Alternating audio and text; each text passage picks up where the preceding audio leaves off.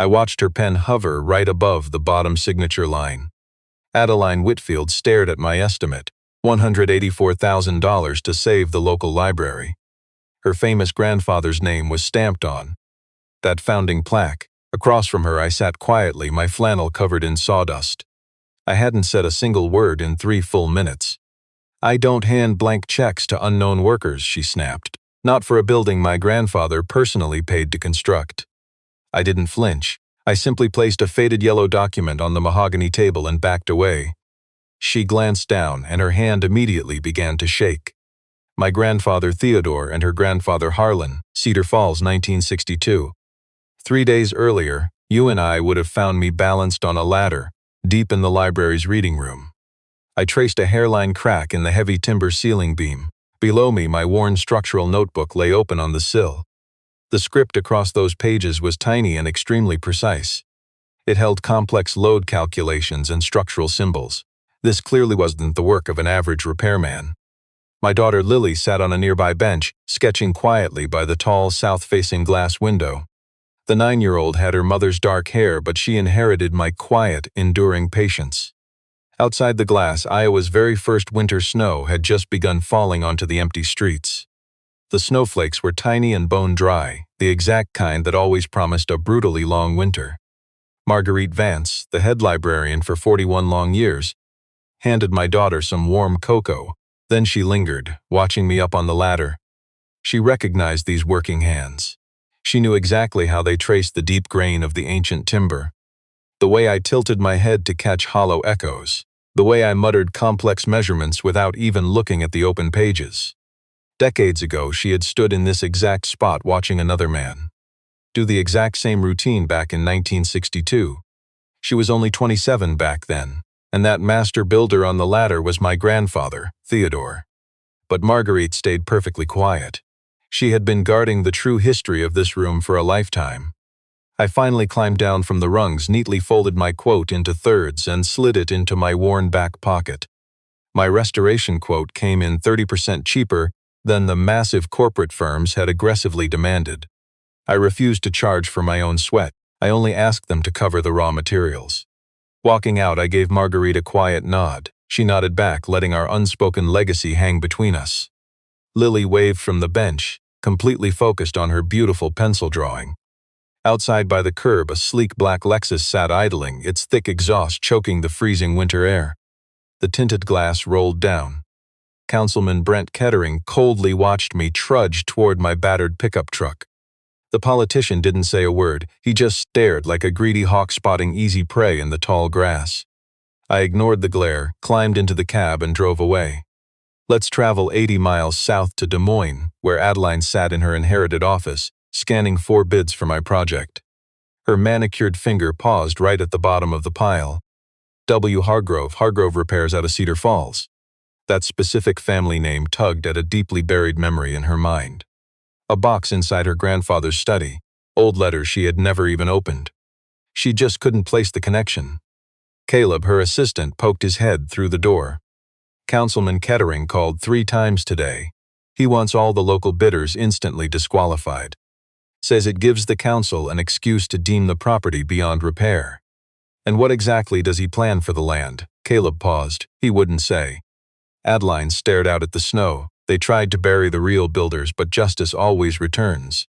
Let's look closely at this story. Miles north, snow fell on an old tower the wealthy CEO had long forgotten. Her powerful grandfather had brought her there once, during a late autumn. But her pampered memory of that season was completely gone. She only recalled the expensive wool scent of his coat. Meanwhile, in a humble house, an ignored working man named Wesley Hargrove burned the toast again. His daughter laughed. He quietly apologized for the 3rd time this week. "Dad, you are a terrible cook," she teased, "but you draw beautifully." She slid her worn sketchbook over.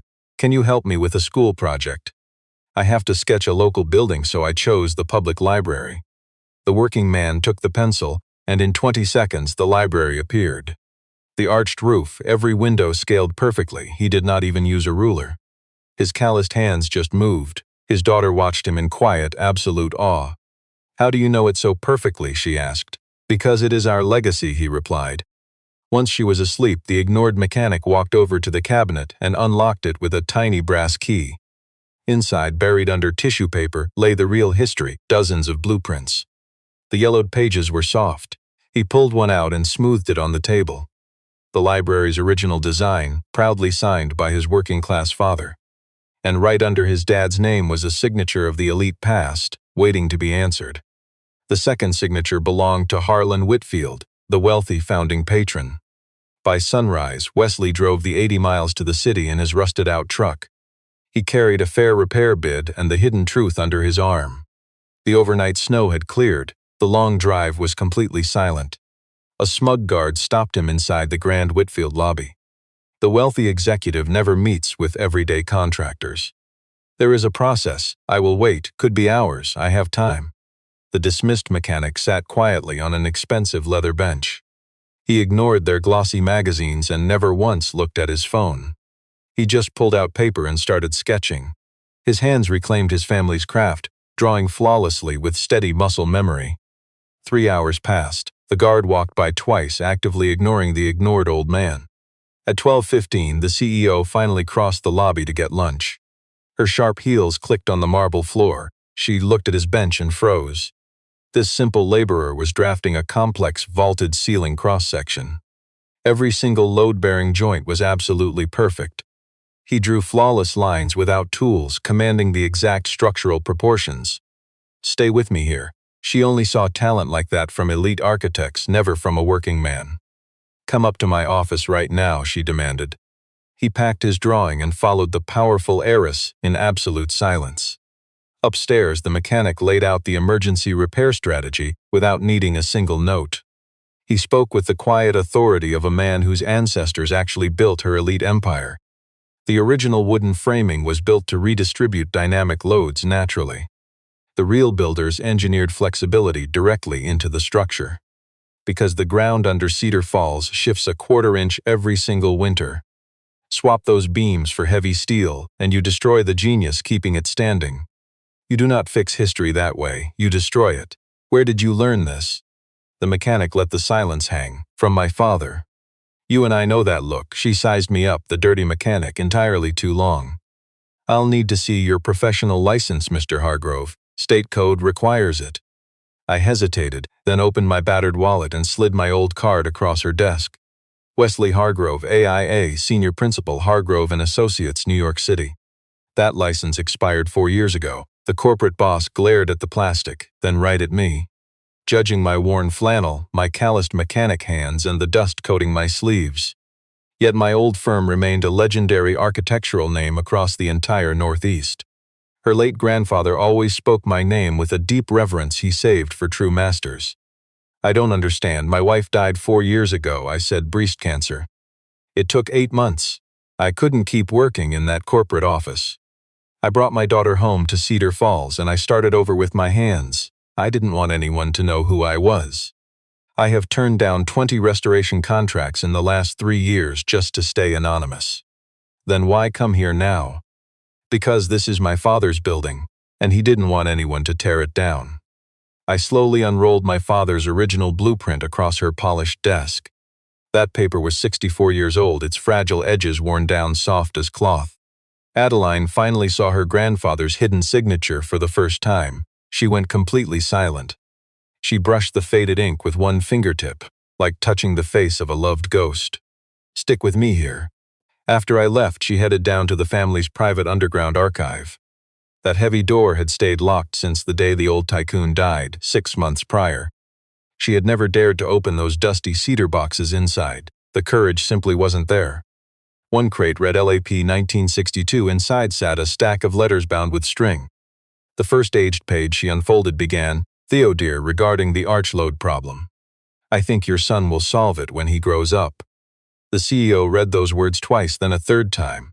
She sank onto the freezing concrete floor of that forgotten archive, paralyzed for 20 straight minutes. 2 days later, Adeline secretly drove to Cedar Falls without telling anyone. She needed to see this hidden legacy herself. Sleep had not come easy since uncovering that archive. Marguerite met her right at the front doors. The old librarian did not look surprised at all.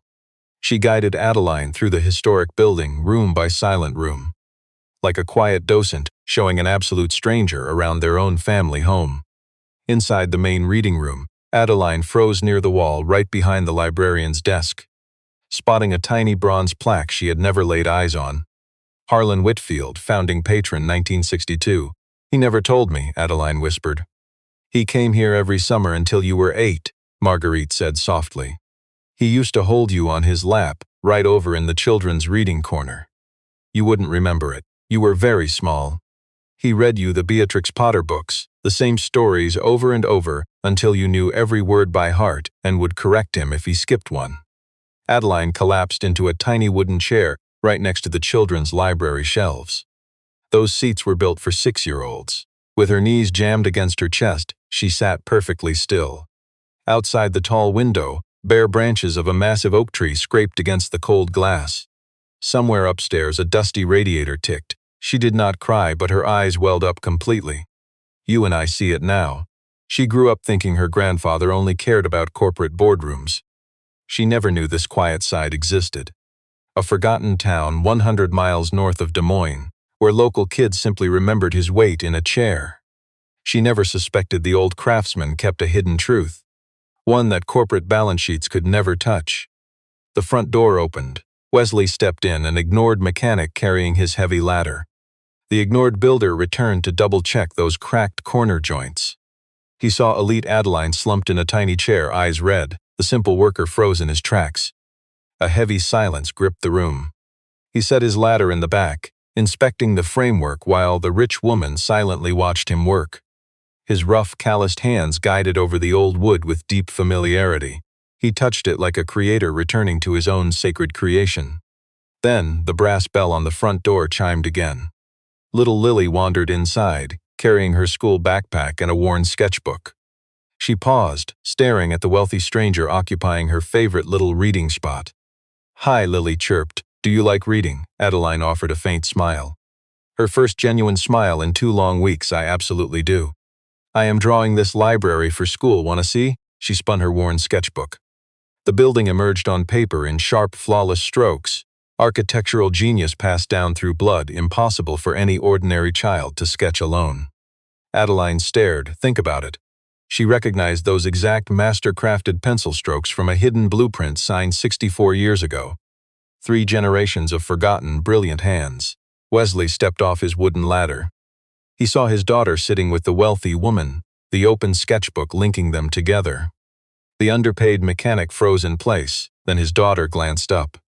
Dad, look at my new friend. The quiet mechanic gave a polite nod. His hardened face revealed nothing. Later, driving home, the little girl whispered, I really like her. The quiet worker merely let out a low, doubtful rumble. He flipped the truck radio on, snapped it off, and drove back to their world in heavy silence. 80 miles away, a greedy politician shut his plush office door and dialed 2 secret numbers. We are pushing that crucial vote to Friday. If the Whitfield Trust fails to sign the repair bill in 72 hours, that old building violates the code automatically. That valuable corner lot will be mine. I spent 3 solid years plotting this. Do not tell me I lose everything just because some wealthy lady from Des Moines wants to play savior. The schemer slammed the phone down, poured a stiff drink, and stared into the dark. He watched the cold street lamps flicker on across Cedar Falls. That night, Adeline checked into the only decaying hotel left in Cedar Falls. Her cheap room offered nothing but a faded quilt and a dusty, neglected coffee machine. She dumped a heavy leather bag of forgotten history, scattering 60-year-old letters across the bed. She read hidden truths until midnight. 3 years of letters between the elite patron and his overlooked builder, debating complex structural engineering. Brilliant pencil sketches filled the margins, endless debates over which glass could survive the brutal local winters. Let's look at this closely. Those bitter rivals spent 6 whole months perfecting the children's skylight. These yellowed pages proved a mutual respect was quietly growing between the 2 classes. The only way proud, stubborn men ever softened. They bonded deeply over grueling labor and eventually over their shared family struggles. Theodore wrote of his sensitive boy, crying for a week over a dead rabbit. Harlan wrote back of his granddaughter finally learning to walk. The builders shared stories of their kids with the raw honesty men only find once they discard their artificial class masks. Let's look at that final letter from December 1962. Thank you, Theo. Cedar Falls receives a temple of truth built not of mere stone and wood, but from the quiet, honest labor of two men who built a legacy that will finally demand justice. We both know history forgets the real builders. She studied the proof, folding it tight. At 7 a.m., the wealthy executive knocked on a small cedar house at the town's gritty edge. The weathered wooden porch was freshly swept. Tiny child-sized boots sat waiting by the welcome mat. A crooked wheat wreath hung there. Then the worn-out local mechanic opened the door. He had slept in his old flannel gray hair messy on one side. Gripping a coffee mug, he muttered, "You're here early." She simply replied, "I know." Lily peeked out in her pajamas. "Is the executive staying for breakfast?" Wesley looked down at his kid, then back at the executive. Slowly he stepped back, letting her inside. The CEO sat at his table eating burned toast made by the very hands that built her stolen family empire. She actually laughed out loud when the little girl explained how her dad had burned the toast for 4 years without ever learning. Wesley played along, acting offended, which left the little girl absolutely delighted. The small kitchen filled with a cozy warmth, sounds this old craftsman's house had not heard in years. Once Lily left, Adeline spread the forgotten blueprints across the worn table. Wesley studied the old documents slowly as his coffee went cold. By the end, his eyes grew heavy. "My dad died when I was 14, he whispered. "He left me these plans with one strict rule: never let them tear it down. I never really understood until this week. Why hide who you were from a guy like me? I ignored your help because of the rich legacy name on that card. I wanted the building saved because true craftsmanship deserves saving." Adeline watched the builder silently. She finally saw why her powerful grandfather trusted an honest, despised working man like Hargrove. Proud, ignored people like the Hargroves never asked for a dime. "I will sign the repair bill today," she promised, but the mechanic shook his head. "Your signature is not enough. Kettering already bought 3 votes on the council. The restoration is dead unless the corrupt council approves the right contractor. Either way, we have to drag this fight into the light. Come with me to Thursday's council meeting." The working class packed the room to the walls. The town wanted the historic library saved, but regular folks had no voice on that corrupt council. Adeline sat in the front row, those original blueprints, our weapon of justice, resting on her lap. The ignored mechanic hid in the back with Lily, hating the wealthy eyes on him. Lily quietly sketched the back of the greedy councilman's bald head with intense concentration. Kettering spoke first, backed by a slick engineering firm he hired to lie. Their bought and paid for report claimed the historic structure was completely unsafe. He spoke with the oily, fake sadness of an elite pretending to care. "The old library is a treasure," he lied smoothly. "But we must put the safety of the Cedar Falls children first." Kettering stared right at Lily in the back. Wesley tightly squeezed his daughter's hand. Then Adeline stood, presenting the despised working man's true repair plan. 184,000, 6-month rebuild. Local materials, honest neighborhood labor. Kettering just smiled a thin, arrogant smile. A simple local grease monkey, lacking an active architectural license in this state, cannot legally oversee an official historic heritage restoration project.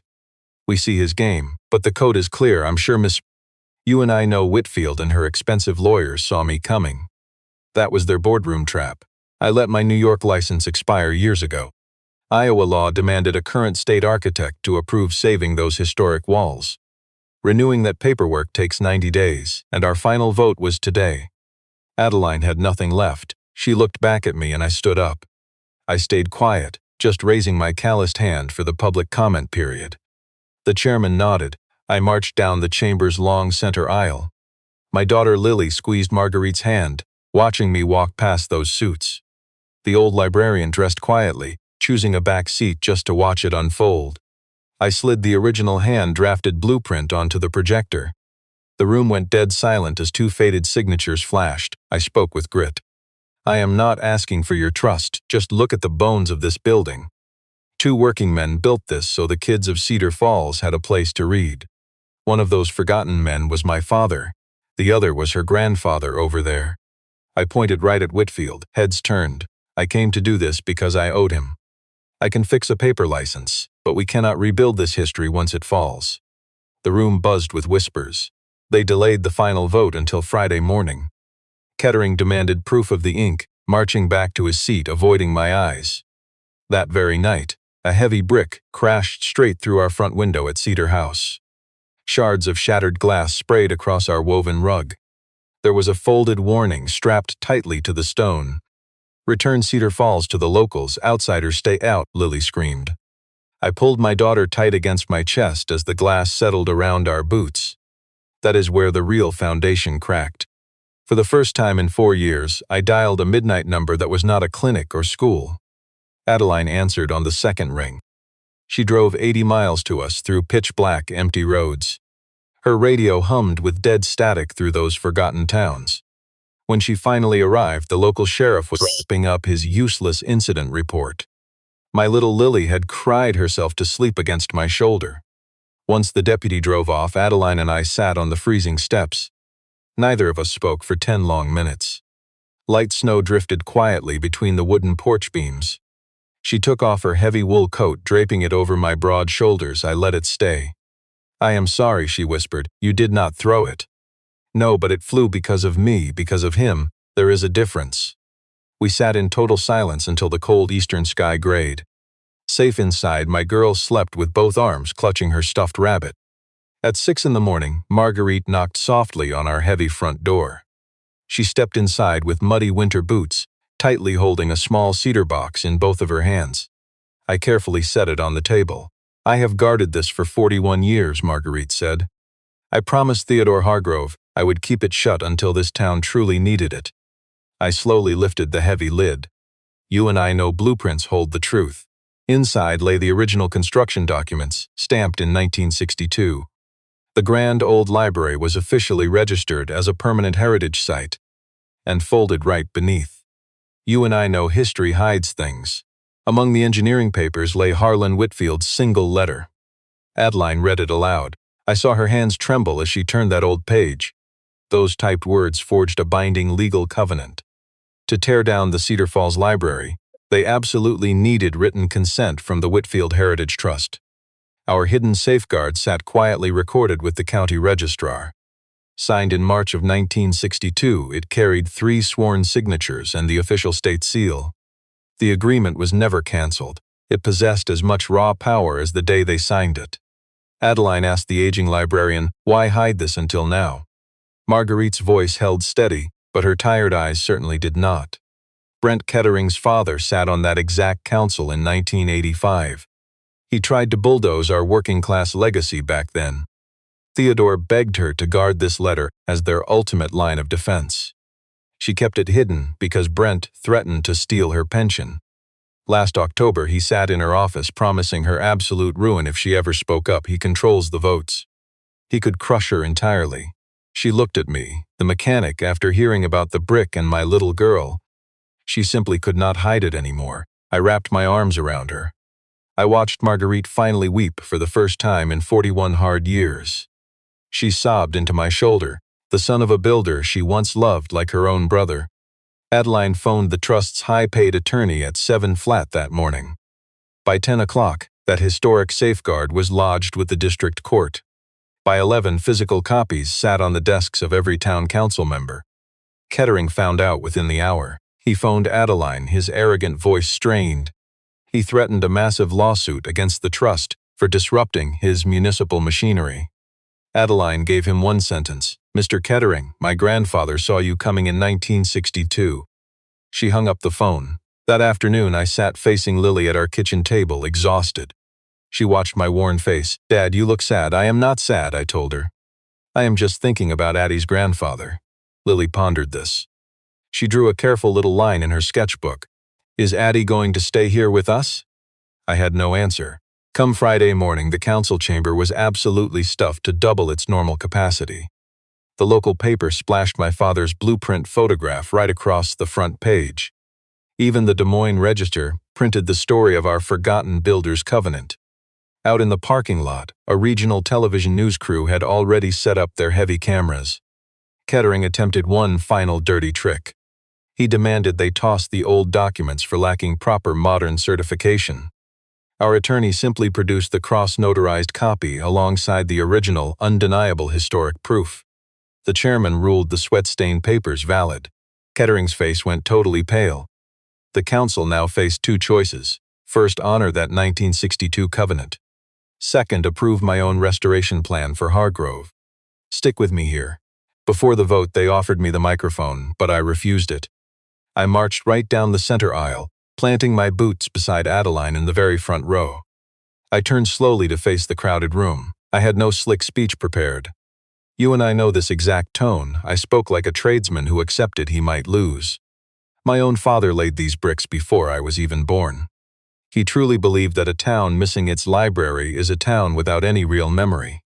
I fled New York because my wife died, and my entire world crumbled right along with her. I told them I only came to Cedar Falls to find my father's forgotten legacy. I wasn't asking them to save that old architecture for my own sake.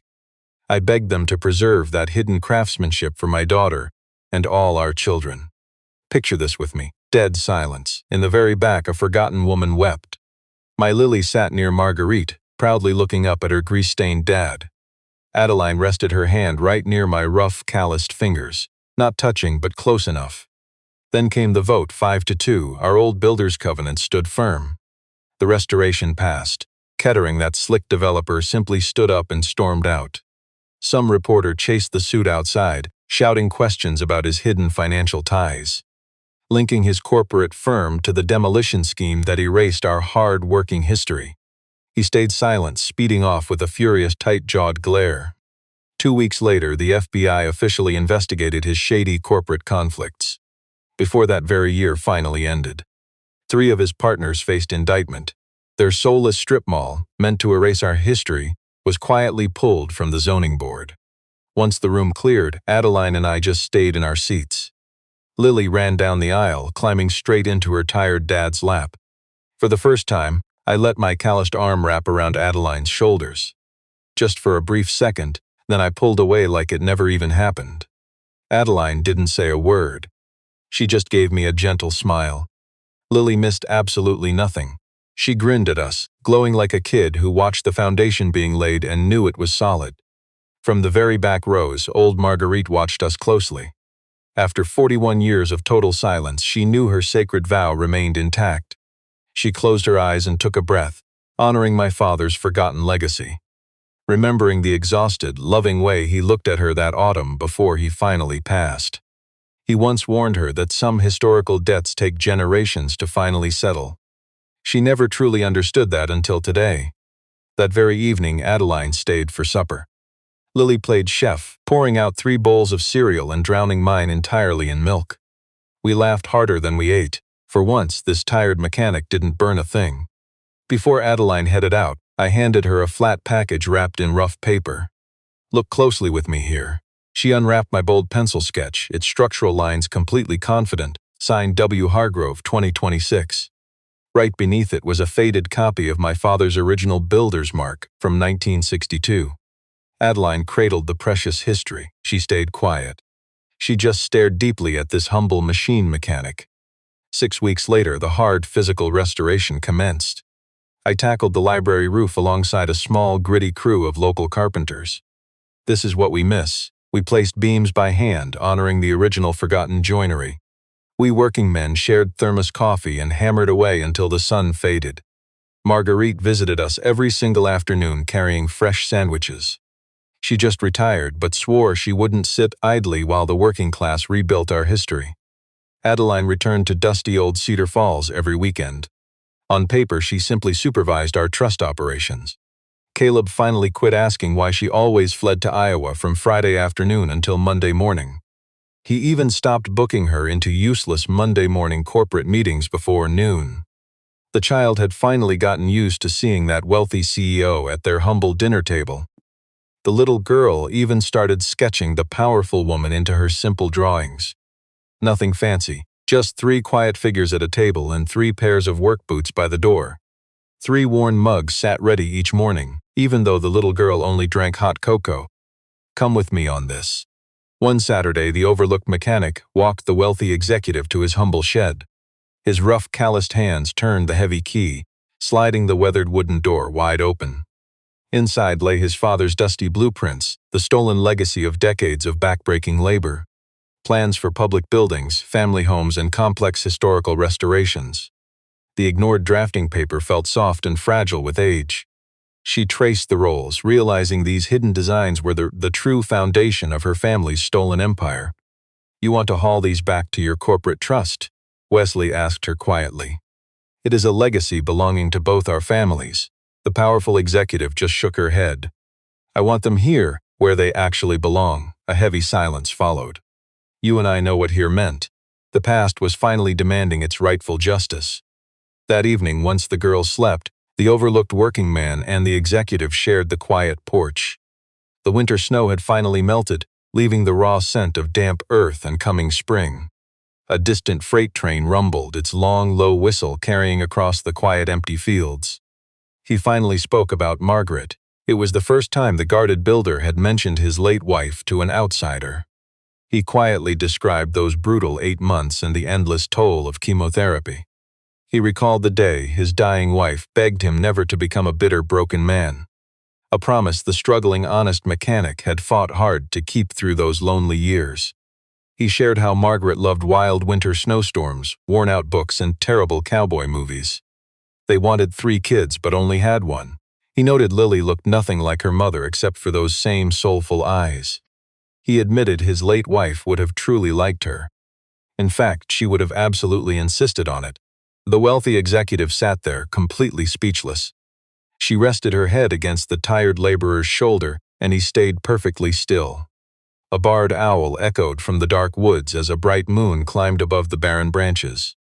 The next morning, Lily marched into the kitchen with a brand new drawing in her small hand. The sketch showed the 3 of them standing proudly outside the newly restored local library. Beneath the drawing, in careful 9-year-old handwriting, she had written, "My new family." The corporate executive gripped that simple paper with both hands, staying silent for a long time. Finally, the wealthy woman opened her arms, and the little girl climbed right in, holding tight. Wesley watched from the doorway. The proud, rugged builder turned away, blaming the invisible dust in his eye. The local Cedar Falls Library finally reopened its doors on a bright Saturday morning in May. Excited townsfolk brought out flags and fresh spring flowers. The high school band played a welcoming tune on the lawn as children chased across the grass. A cheap folding table nearby was loaded with sweet lemonade and shortbread wrapped in waxed paper. An old stranger walked right up to Wesley, shook his hand, and said, "Your daddy fixed up our broken porch back in '73. The man walked off before the mechanic could even reply. A brand new bronze plaque now hung proudly in the main entrance hall. Restored 2026 in honor of Theodore Hargrove and Harlan Whitfield, built by the men who believed. The honest builder stood proudly beside the executive on those wide steps. He gave no grand formal speech. He thanked the town, praised Marguerite, named his entire working crew, and quietly stepped back. You see, justice finally found the overlooked. She cut the ribbon, crying softly for those unsung hands. She spoke a single sentence into the microphone, talking as if her only audience were those 2 despised, forgotten builders who originally built this place. She whispered, "Theodore Harlan, we saved your work." Little Lily ran up the steps, hugging her father's tired, working-class legs. She drew a big picture for Marguerite, proudly displaying their vindicated, restored library. Her soft pencil strokes showed the massive timber beams holding up the high ceiling. Her outcast father taught her to trace those honest builders' lines. Marguerite framed it for the children's room that day. She paid for the wood herself, long after those hypocritical wealthy donors and cameras finally went home. Wesley, Adeline, and Lily walked together into the vast, silent reading hall. The air smelled of honest, hard labor, fresh varnish, and ancient paper. Sunlight cut through the stained glass, throwing heavy, colorful pillars across the old floors. Just as the despised Theodore Hargrove had drafted it 64 years ago. You and I might only see sunlight, but that day a purposeful golden ribbon struck the table. Wesley stared at that deliberate, calculated light, then at Adeline standing in its warm glow. He finally saw how his dismissed, working-class father engineered this exact moment, a silent, enduring gift designed to demand justice decades later. He was never simply designing some ordinary public library. He built a quiet, sacred sanctuary for the distant future. A place where two misunderstood souls could meet, never needing to explain why they felt welcome. Adeline turned and met his gaze, demanding no explanations while he offered no spoken words. Laughing, Lily grabbed their hard, calloused hands, pulling them toward the bright children's section. Later that night, the weary mechanic walked Adeline out to the quiet front porch. The blue-collar town slept peacefully below them, as a single truck rumbled down the highway. The May night air felt warm, and the yard's old maple tree was finally sprouting fresh leaves. He pulled a heavy, solid brass key from his pocket and pressed it into her hand. "Not today and not this week, but whenever you are ready, I want you to hold this." Adeline gripped the builder's heavy key tightly, answering him with absolute, quiet silence. She simply held the honest mechanic's hand, and neither of them tried to pull away. They just stood together, no cinematic Hollywood kiss and no grand dramatic embrace. Just the wealthy executive's hand resting in the builder's beneath that warm Iowa sky. Behind the screen door, they could hear young Lily whispering to her old stuffed rabbit, telling a serious story about an ignored library that survived destruction against all possible odds. "Stick with me here." That autumn, the Wealthy Trust had to announce a brand new initiative, the Hargrove Whitfield Foundation. Historic preservation scholarships for ignored, working-class kids from forgotten Midwestern farming communities. The first term began in September, granting 8 overlooked rural students full tuition, along with 2 paid summer builder apprenticeships with the Heritage Trust every year. The corporate boss drafted that simple, 3-paragraph statement herself late one night. Sitting at the humble kitchen table, the mechanic stood close behind her, reading over her shoulder, softly suggesting where to place the commas. Adeline moved part of the elite trust office right to Cedar Falls. She traded her expensive Des Moines penthouse for a modest home near the library. The real estate agent said closing in 9 days was impossible, but justice moves quickly. Caleb visited twice a month, working at a small desk crammed into the spare bedroom of her modest home. He always brought fresh pastries from the town's small local bakery, just down on Elm Street, willfully ignoring that the builder's truck was parked outside by 8 each morning. And the despised mechanic finally reclaimed his official architectural license. I wasn't chasing their ideas of fame anymore. I just needed the ink to quietly save our state's forgotten historic architecture. One machinery repair gig every 6 months, no more. The real work waited at home. I needed to be right there when my little girl got back from school. Those quiet moments mattered most, just burning the morning toast. That late October afternoon, Adeline, Lily, and I strolled past the grand old library after the final school bell. Autumn leaves had turned crisp. You could smell wood smoke drifting from the east. Lily gripped a folded paper, her very first architectural sketch under my quiet guidance. A tiny cedar cabin featuring 3 crooked figures resting on the front porch. We stepped inside the lobby. Marguerite sat reading quietly. She officially retired last summer, but still showed up weekly to shelve books and study. Hearing us cross the heavy wooden threshold, she glanced up and warmly beamed. You and I know she was picturing Theodore and Harlan. 64 years ago, those unseen men sat right here, signing the blueprints. She had held on to that silent memory for 40 long years. She never realized our hidden history was unfinished until today. Lily dashed toward the children's section. She claimed the tiny chair where my forgotten father once cradled baby Adeline. She cracked open her heavy book and started reading. It told a story of a young builder crafting cardboard shelters for stray cats. Adeline and I lingered at the room's quiet edge. My rough, calloused hand brushed hers. I didn't have to reach. She grabbed my hand, firmly weaving her fingers through mine. "My father designed this vaulted ceiling," I whispered, "so the light would land right there at 3 in the afternoon every October day." Adeline glanced up. The golden rays were shining directly on Lily. "My grandfather chose your father for a reason," she murmured.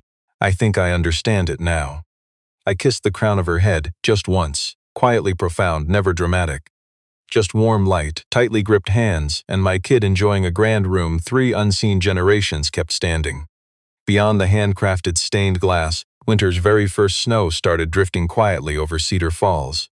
Let's step back together and look across that magnificent entrance hall. A tarnished bronze plaque caught the fading light. It read, "Restored 2026 by True Believers," and right beneath that, freshly carved last week, an addition. And by the forgotten hands who came after. Neither of us was even searching. And honestly, maybe that's exactly why it finally found us.